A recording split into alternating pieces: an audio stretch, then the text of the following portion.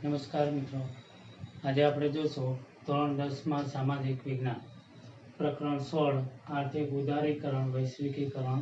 એમાં કાલે આપણે જોયું આગળના વિડીયોમાં વૈશ્વિકીકરણ વિશ્વ સાથે ભારતના અર્થતંત્રને જોડવાની પ્રક્રિયા અને વૈશ્વિકીકરણ, એના લાભ ગેરલાભ અને સુધાર. ત્યાર પછી આપણે જોયું તો વિશ્વ વ્યાપાર સંગઠન WTO એની સ્થાપના 1995માં સ્વિટ્ઝરલેન્ડના જીનીવા શહેરમાં થઈ. પછી એમના ધ્યેયો કાર્યો એની વાત કરી. આજે આપણે આગળ જોવાનું છે કે વિશ્વ વ્યાપાર સંગઠનથી વૈશ્વિકીકરણથી ભારતીય અર્થકારણ પર તેમની શું અસર થાય છે. વિશ્વ વ્યાપાર સંગઠનથી વૈશ્વિકીકરણથી ભારતના અર્થકારણ પર કઈ કઈ અસરો થાય, કેવી થાય, એની વાત આજે આપણે કરવાની છે. તો એમાં જોઈએ કે વિશ્વ વ્યાપાર સંગઠન ભારતને કેવા પ્રકારના લાભ થશે. તો એમાં પહેલું છે કે વિશ્વ વ્યાપાર સંગઠનનો સભ્ય ભારત દેશ બન્યું છે અને આ સભ્ય બનવાથી ભારતનો વિકાસ વધે છે. ભારત જે પહેલા વિશ્વ વ્યાપાર સંગઠન પહેલા જે નિકાસ કરતું તે 0.5% હતું. વિશ્વ વ્યાપાર સંગઠનના સભ્ય બનવાથી આપણી નિકાસ વધી છે અને તે 1% પહોંચી છે. 0.5 હતો તે વધીને 1% થયો છે. ત્યાર પછી બીજો મુદ્દો છે કે વિશ્વ વ્યાપાર સંગઠનના સભ્ય પદે રહેવાથી આપણી તૈયાર વસ્તુઓની નિકાસમાં વધારો થયો છે. જે ભારત દેશમાં વસ્તુઓ ઉત્પન્ન થાય છે તે વિશ્વ વ્યાપાર સંગઠનના સભ્ય બનવાથી તેમાં વધારો થયો છે નિકાસમાં. તો કઈ કઈ વસ્તુ? ખાસ કરીને આપણા તૈયાર વસ્ત્રોની નિકાસમાં વધારો થયો છે. બીજું છે ખેતી ઉત્પાદન, ખેત પેદાશોની વસ્તુ છે એનો પણ નિકાસ થયો છે, નિકાસમાં વધારો થયો છે. પહેલા આપણે જે અનાજ ઉત્પન્ન કરતા તેનો નિકાસ ઓછા પ્રમાણમાં થતી, અત્યારે ખેત પેદાશોની નિકાસ વધી છે. તો આ નિકાસ વધવાનું કારણ છે વિશ્વ વ્યાપાર સંગઠન સાથે જોડાવું, એના સભ્ય બનવું, જેથી કરીને આપણો નિકાસનું પ્રમાણ વધ્યું છે. અને નિકાસ વધી છે તો વિદેશી હુંડિયામણમાં પણ વધારો થયો અને જે વસ્તુ આયાત કરવી પડતી તેનું દબાણ ઘટ્યું છે. નિકાસનું પ્રમાણ વધ્યું, આયાતનું પ્રમાણ ઘટ્યું, એટલે વિદેશી હુંડિયામણમાં વધારો થયો છે. તો આ રીતે વિશ્વ વ્યાપાર સંગઠન સાથે જોડાવાથી ભારતના અર્થતંત્રને ઘણો બધો મોટો ફાયદો થયો છે. વિદેશી હુંડિયામણ વધ્યું છે, આપણી વસ્તુનો નિકાસ વધ્યો છે અને આર્થિક વૃદ્ધિ વિકાસ જે નિકાસનો જે 0.5% હતો તે 1% થયો છે. આ રીતે વિશ્વ વ્યાપાર સંગઠનથી ભારતના અર્થકારણને ઘણો બધો લાભ થયો છે. ત્યાર પછી આવે બીજો મુદ્દો છે ટકાઉ વિકાસ. વિકાસની આપણે બધા વાતો કરીએ છીએ કે સારો વિકાસ થયો છે, પરંતુ અહીંયા ટકાઉ વિકાસની વાત છે કે જે વિકાસ આજે આપણે કરી રહ્યા છીએ, કર્યો છે, એ કાયમી ટકી રહેવો જોઈએ. એ બાબતની વાત છે કે આપણે જે વિકાસ કરી રહ્યા છીએ, જે રીતે કુદરતી સંસાધનનો ઉપયોગ કરીએ છીએ એ જ રીતે જો કરતા રહ્યા તો આપણો વિકાસ ટકી શકવાનો નથી. કારણ કે કુદરતી સંસાધનો મર્યાદિત છે અને આવનાર પેઢી માટે આપણે કુદરતી સંસાધન ટકાવી શકશું નહીં. તો એ લોકોને વિકાસ કરવો મુશ્કેલ પડશે. એ અર્થમાં અહીંયા ટકાઉ વિકાસની વાત કરવામાં આવી છે. તો ટકાઉ વિકાસ કોને કહેવાય? કે આપણે જે વિકાસ કર્યો છે આવનાર પેઢી એનાથી પણ વધુ વિકાસ કરી શકે એવી રીતે આપણે કુદરતી સંસાધનનો ઉપયોગ કરવો. સમજાય છે કે આપણે જે વિકાસ કરીએ છીએ કુદરતી સંસાધનને લઈ એ જ આવનાર પેઢી પણ સારો વિકાસ કરી શકે, એટલા માટે આપણે કુદરતી સંસાધનની જાળવણી કરવી. તો જોઈએ એમાં ભાવિ પેઢીની જરૂરિયાત પૂરી પાડવાની ક્ષમતાને નુકસાન પહોંચાડ્યા સિવાય વર્તમાન પેઢીની જરૂરિયાતો સંતોષવી. આ વ્યાખ્યામાં ઘણું બધું કહેવામાં આવ્યું છે. આજે આપણે જે કાંઈ આપણી જરૂરિયાત સંતોષીએ છીએ એની પાછળ પર્યાવરણનો વ્યય કરીએ છીએ, દુરુપયોગ કરીએ છીએ, તો આવનાર પેઢીને આપણે આપી શકીએ નહીં. આવનાર પેઢીની જરૂરિયાત પૂરી પાડવી એ આપણી ફરજ છે. તો એના માટે કુદરતી સંસાધનોની જાળવણી કરવી એ પણ આપણી ફરજ બને છે.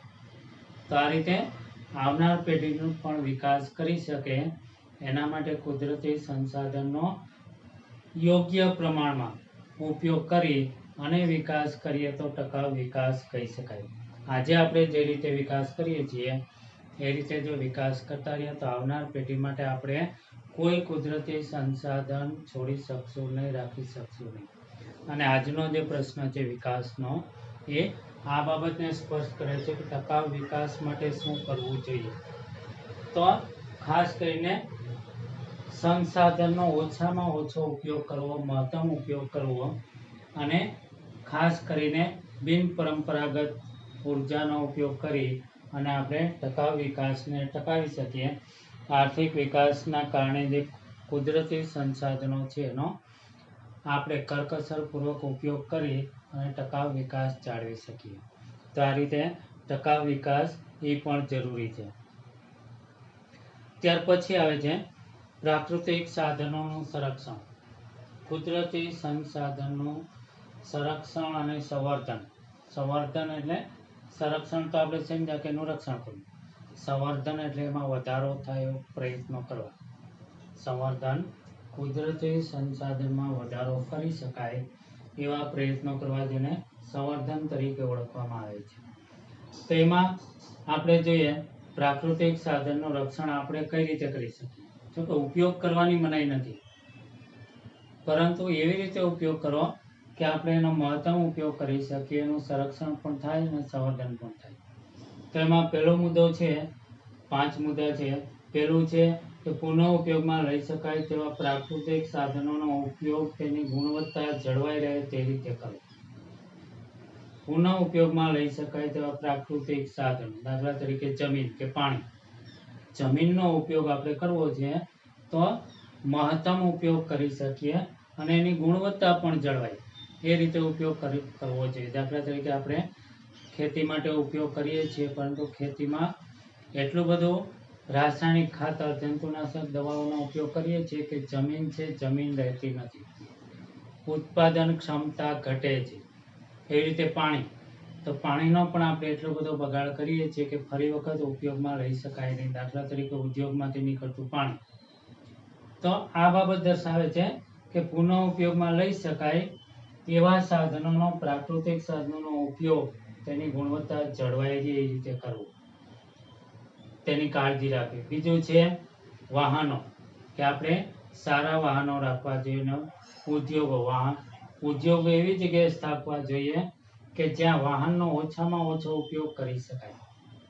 ઉદ્યોગો વસાહતોથી દૂર હોય અથવા માનવ વસ્તીથી દૂર હોય તો ઉદ્યોગના સાધનો માનવ વસ્તી સુધી, ઉદ્યોગમાં ઉત્પાદન થયેલ માલ જે તે શહેરો સુધી કે માનવ સુધી પહોંચાડવામાં વાહનનો ઉપયોગ કરવો. તો વાહનો અને ઉદ્યોગો બંનેનો સંબંધ છે, એક બીજા પૂરક છે. તો એની કાળજી લેવી કે ઉદ્યોગમાં વાહનનો પૂરતા પ્રમાણમાં ઉપયોગ થઈ શકે અથવા તો ઓછા વાહનો એ ઉદ્યોગનો માલ હેરફેર થઈ શકે એવી વ્યવસ્થા કરવી. પછી વાહનોમાં અને ઉદ્યોગોમાં પર્યાવરણ મિત્ર ટેકનોલોજીનો ઉપયોગ કરવો. ત્યાં ખાસ બાબત છે પર્યાવરણ મિત્ર. પર્યાવરણને દૂષિત ન કરે એવા ઉદ્યોગો અને વાહનોનો ઉપયોગ કરવો. પર્યાવરણ મિત્ર ટેકનોલોજી એટલે પર્યાવરણને નુકસાન ન કરે અથવા તો ઓછું નુકસાન કરે એની કાળજી રાખવી ને એવી ટેકનોલોજીનો ઉપયોગ કરવો કે જેથી કરીને પર્યાવરણને ઓછામાં ઓછું નુકસાન થાય એવી ટેકનોલોજી વાહનો અને ઉદ્યોગમાં ઉપયોગ કરવો, જેથી કરીને આપણે ટકાઉ વિકાસને અનુસરી શકીએ. પછી ત્રીજો મુદ્દો આવે છે કે જે સાધનોનો એકથી વધુ વખત ઉપયોગ કરી શકાતો હોય એવા સાધનનો મહત્તમ ઉપયોગ કરવો. દાખલા તરીકે પાણી, તો પાણીના આપણે ડેમ બાંધીએ છીએ તો ડેમના પાણીનો ઉપયોગ કઈ રીતે કરવો, મહત્તમ ઉપયોગ કેમ થાય. તો સિંચાઈ માટે ઉપયોગ કરી શકાય, પછી વાહન વ્યવહાર માટે ઉપયોગ કરી શકાય, પીવા માટે ઉપયોગ કરી શકાય. તો વધુ જરૂરિયાત કઈ પાણીની એ ધ્યાનમાં રાખીને એનો ઉપયોગ કરો. દાખલા તરીકે પીવાનું પાણી અને સિંચાઈ, આ બે મહત્વનું છે કે પાણી છે તો એને પીવા માટે ઉપયોગ કરવો કે સિંચાઈ માટે. તો એવી રીતે મહત્તમ ઉપયોગ, જે સાધન એકથી વધુ વખત ઉપયોગમાં લઈ શકાતા હોય તેને મહત્તમ ઉપયોગ કરવો. આવા સાધનો છે. ચોથો પ્રકાર છે પ્રાકૃતિક સાધનોનો ઉપયોગ ન થાય, ઔદ્યોગિક કચરાનો બિન આયોજિત નિકાલ, ઝેરી રસાયણો, વધતા જતા ગંદા વસવાટો અટકાવવા વગેરે પર નિયંત્રણ રાખવું. પ્રાકૃતિક સાધનોનો દુરુપયોગ અટકાવવો, કુદરતી સંસાધનનો દુરુપયોગ અટકાવવો એવા પ્રયત્નો કરવા. ઔદ્યોગિક કચરાનો નિકાલ યોગ્ય રીતે કરવો, બિન આયોજન પૂર્વક નહીં પણ આયોજન પૂર્વક નિકાલ કરવો. પછી ઝેરી રસાયણો જે ઉદ્યોગો ફેલાવે છે, આ ઝેરી રસાયણો ઉપર નિયંત્રણ મૂકવું. વધતા જતા ગંદા વસવાટો અટકાવવો, ગંદા વસવાટોથી માનવ વસ્તીને નુકસાન થાય છે. આ રીતે 4 મુદ્દા છે. 5મો મુદ્દો છે એમાં એ જોઈએ તો ઉત્પાદનના તમામ ક્ષેત્રમાં સૌર અને પવન ઉર્જાનો ઉપયોગ કરી શકાય. 5મો મુદ્દો એ છે કે ઉત્પાદનના તમામ ક્ષેત્રમાં સૌર ઉર્જા, પવન ઉર્જાનો ઉપયોગ કરી આપણે પ્રાકૃતિક સાધનોનો બચાવ કરી શકીએ. અને બિન પરંપરાગત ઉપયોગ, કે આ જે સૌર ઉર્જા છે, પવન ઉર્જા છે, બિન પરંપરાગત છે, એનો ઉપયોગ કરી અને આપણે પર્યાવરણને બચાવી શકીએ. આ રીતે ટકાઉ વિકાસ અને પર્યાવરણનું સંરક્ષણ કરી શકાય. તો આજે આટલું રાખીએ. આભાર. Thank you.